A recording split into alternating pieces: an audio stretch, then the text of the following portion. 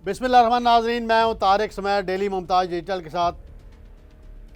आज chairman PTI बानी chairman Imran Khan और उनकी अहलिया बुशरा बीबी के खिलाफ एक और मुकदमे में फर्द जुर्म आयद हो गई है। तोशा खाना 2 मशहूर केस है। फिर कौमी असम्बली में पीटीआई और हुकूमत में मुज़ाकरात की कहानी तो एक चल रही है, उस पर भी मैं आऊँगा। आज पीटीआई और पीपल्स पार्टी नून लीग के खिलाफ मुत्तहिद हो गई। ये सारा क्या किस्सा है? फिर आईनी बेंच जो है उसने मिलिट्री ट्रायल कोर्ट्स के हवाले से बड़े सख्त रिमार्क्स दिए हैं। उससे अंदाजा होता है ये जो बातें कर रहे थे लोग, आईनी बेंच सिर्फ रबर स्टैंप साबित होगा, ऐसे नहीं है।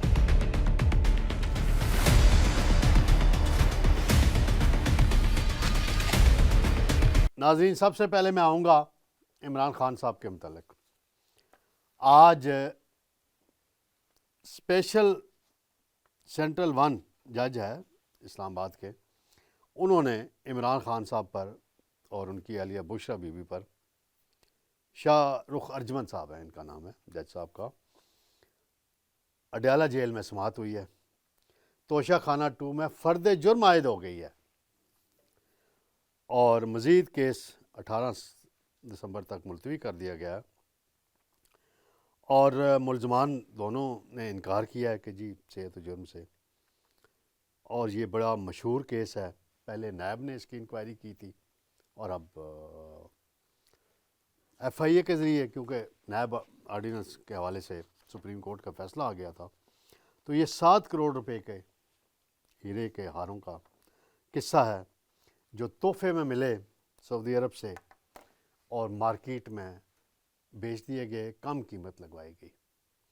और बुशरा बीबी और फराह गोगी गैंग, जुल्फ़ी बुखारी, इन सब की ये वारदात है। इमरान खान बेचारा मासूम, वो ऐसे ही हर मुकदमे में जहाँ भी फंसता है, बुशरा बीबी का, फराह गोगी का, उस्मान बज़दार का ज़िक्र आता है। तो अब देखें इस मुकदमे में आगे चल के क्या कार्रवाई होनी है।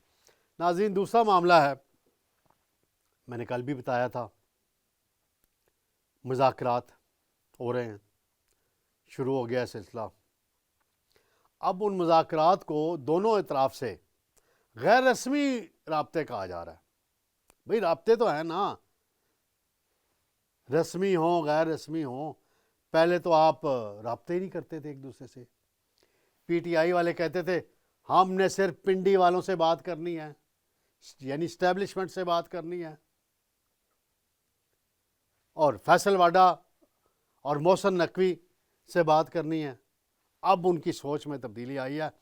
अब वो कहते हैं हमने राना सनाउल्लाह से बात करनी है, स्पीकर रियाज सादिक के ज़रिए करनी है, ख्वाजा आसफ से बात करनी है, राना तनवीर से बात करनी है, यानी जो नून लीग की लीडरशिप है उनसे बात करनी है, जो वुज़रा हैं। और इस बातचीत में पीपल्स पार्टी भी शामिल होगी। आज नाज़रीन मेरी मुलाकात हुई असद कैसर साहब से, रात मैंने स्टोरी भी दी थी। मैंने उनसे पूछा आपकी स्पीकर हाउस में क्या वज़ीर आज़म शहबाज शरीफ से मुलाकात हुई? उन्होंने कहा बिल्कुल मुलाकात नहीं हुई, एक मीडिया हाउस ने गलत खबर चलाई। मैं अलग ड्राइंग रूम में बैठा था, वज़ीर आज़म जब आए वो अलग ड्राइंग रूम में, और बाद में हमारी स्पीकर से मुलाकात हुई और कहने लगे कि बाज़ाब्ता मुज़ाकरात नहीं, हाँ हमारी बातचीत हुई है, बड़ी खुशाइन बात है। मैंने उनसे जब कहा कि दोनों तरफ के हार्ड लाइनर्स का आप क्या करेंगे, तो कहते हैं हमें मीडिया के मस्बत किरदार और ताउन की ज़रूरत है इस मामले में। यानी बड़ी अहम बात की असद कैसर साहब ने। जो हार्ड लाइनर यानी वुज़रा हैं और पीटीआई के अंदर के हार्ड लाइनर हैं, जो बाहर बैठे हुए कुछ अनासर हैं पीटीआई के, वो सबूताज करेंगे। असद कैसर साहब ने ये निशानदेही की है और इस हवाले से उनकी बात में काफ़ी वज़न भी है और मीडिया को इसमें अपना मस्बत किरदार अदा करना चाहिए। फिर उमर अयूब साहब से भी मेरी बात हुई है, मैंने उनका इंटरव्यू भी किया है। वो भी कहते हैं हम बातचीत के लिए तैयार हैं। मैंने उनसे पूछा कि आपका वो मौक़िफ़ कहाँ गया? आप कहते थे फार्म 47 की हुकूमत है, हम इनसे साथ नहीं बैठेंगे, ये शहबाज शरीफ ऐसे हैं, ये फ़लाँ हैं, आप मुख्तलिफ़ बातें करते थे। तब आप कहते हैं हम तो बैठने के लिए तैयार हैं, हम उनके जवाब का इंतज़ार कर रहे हैं, स्पीकर अगर मस्बत किरदार अदा करें हम बड़े खुश ان کا خیر مقدم کریں گے. یہ انہوں نے اپنے مطالبات بھی بتائے, وہ الگ سے ہمارا پروگرام جاری ہے. تو یہ بات چیت اب آگے بڑھ رہی ہے. آج میری اطلاع ہے خواجہ آصف جو وزیر دفاع ہیں وہ رائے ونڈ گئے ہیں, ان کی میاں نواز شریف سے ملاقات ہوئی ہے 1-on-1, اور اس میں یقیناً یہ ساری باتیں ڈسکس ہوئی ہیں, اور میاں نواز شریف کی اجازت کے بغیر نون لیگ مذاکرات نہیں کرے گی. نواز شریف پہلے بھی مذاکرات کے حوالے سے ان کا ویو تھا کہ ہونے چاہیے, لیکن جب ادھر سے کہا جاتا تھا کہ اسٹیبلشمنٹ تو وہ کہتے ہیں ٹھیک ہے پھر ان کو اسٹیبلشمنٹ سے مذاکرات کرنے دو. اب خواجہ آصف صاحب جب اسلام آباد کل آئیں گے تو میں کوشش کروں گا ان سے پوچھوں گا اس حوالے سے ان کی میاں صاحب سے کیا بات ہوئی ہے. آج ناظرین قومی اسمبلی میں بڑی دلچسپ صورتحال پیدا ہوئی. جو نون لیگ کے وزراء ہیں وہ کہاں تھے؟ سب. آج ایک بھی وزیر اسمبلی کے اجلاس میں نہیں تھا. جو ریگولر وزراء آتے ہیں وہ بھی نہیں تھے. خواجہ آصف تو چلے لاہور چلے گئے, عطا تارڑ وزیر اطلاعات ترکی چلے گئے, میں نے چیک کیا پتہ چلا جی, میرا ان سے واٹس ایپ پہ رابطہ ہوا تو پتہ چلا میں ترکی پہنچا ہوں. اعظم نذیر تارڑ کہیں مصروف تھے, وہ حالانکہ وہ آتے ہیں. اگر نہیں آتے تو محسن نقوی نہیں آتے. آج کل رانا تنویر صاحب بھی نہیں آ رہے اسمبلی میں. تو وزراء غیر حاضر تھے. وہاں پہ جو اپوزیشن لیڈر تھے انہوں نے بڑی تنقید کی. پھر اسد قیصر نے تنقید کی. ڈپٹی سپیکر پیپلز پارٹی سے تعلق رکھتے ہیں سید غلام مصطفیٰ شاہ, وہ اجلاس کی صدارت کر رہے تھے. انہوں نے کہا, اپوزیشن والوں نے کہا وقفہ سوالات ہے, کوئی وزیر نہیں ہے, قابل مذمت ہے, ہم احتجاج کرتے ہیں, واک آؤٹ کرتے ہیں. ڈپٹی سپیکر نے کچھ دیر کے لیے اجلاس ملتوی کیا اور پھر دوبارہ شروع ہوا تو وزراء پھر بھی نہ آئے. نوید قمر کھڑے ہو گئے, انہوں نے بھی بڑا احتجاج کیا اور کہا کہ وزراء کی آئینی ڈیوٹی ہے آپ اس پہ سخت رولنگ دیں. تو ڈپٹی سپیکر نے احتجاجاً اجلاس ملتوی کر دیا جمعے تک کے لیے اور کہا کہ وزیر اعظم کو خط لکھیں گے. وزیر اعظم شہباز شریف صاحب آپ معیشت کو ٹھیک کرنے میں لگے ہوئے ہیں, باقی معاملات میں مصروفیت ہوتی ہے, لیکن یہ جو وزراء ہیں آپ کے 18-20 یہ کس کام کے ہیں؟ یہ اسمبلی میں کیوں نہیں آتے؟ آپ سختی کریں اور پارلیمنٹ میں اگر معاملات آ رہے ہیں, اپوزیشن پی ٹی آئی اگر پارلیمنٹ میں آ گئی یا واپس اور بات کرنا چاہتی ہے تو آپ کے وزراء غائب ہوتے ہیں. اگر یہ وزیر نہیں آتے ان کو نکالیں کابینہ سے, نئے وزراء کو لے آئیں, نئی کابینہ تشکیل دے دیں, کوئی ڈسپلن لائیں کابینہ کے اندر اور نئے ٹیلنٹڈ نوجوانوں کو لے کر آئیں. کچھ سینئر بھی باہر بیٹھے ہوئے ہیں جن کو کابینہ میں ہونا چاہیے تھا وہ نہیں ہے, ان کو لائیں, معاملات کو آگے بڑھائیں. پی ٹی آئی اور پیپلز پارٹی کا موقف آج ایک تھا.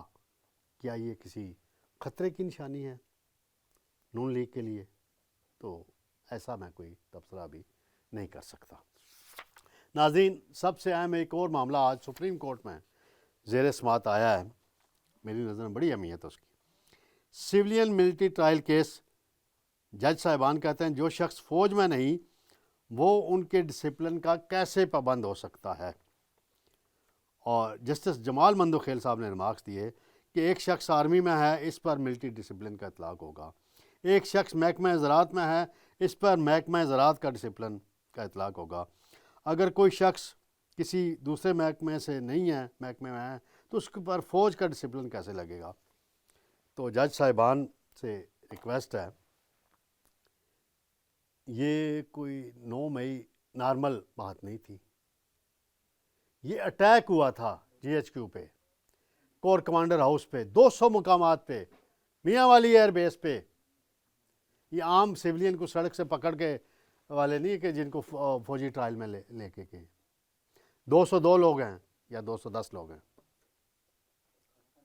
یہ کیسے آپ کہہ سکتے ہیں کہ جی وہ ڈسپلن تب ہے کہ آپ اس ادارے کے ملازم ہوں. یہ جو گرفتار ہوئے ہیں لوگ یہ تو اٹیک کرنے گئے تھے نا, اس میں افغانی بھی شامل ہیں. جج صاحبان اس کا ریکارڈ بھی آپ منگوا کے دیکھ لیں. دیکھ لیں یہ چیزیں میں آپ کو بتا رہا ہوں، آپ سب قابل احترام ہیں. ہاں یہاں کہیں آئین کی خلاف ورزی اگر ہو رہی ہے، کوئی فیئر ٹرائل نہیں مل رہا، اس کی نشاندہی کرنا بہت اچھی بات ہے، ہونی چاہیے. آئین کا آرٹیکل کہا جاتا ہے 8 کی سیکشن 1 کو غیر مؤثر کرنے کی بات بھی ہوئی ہے. خواجہ حارث صاحب نے بھی دلائل دیے ہیں، انہوں نے کہا کہ فیئر ٹرائل آرٹیکل 10 کا اطلاق ہوتا ہے ملٹری کورٹس پر بھی، وہاں بھی دیا جاتا ہے.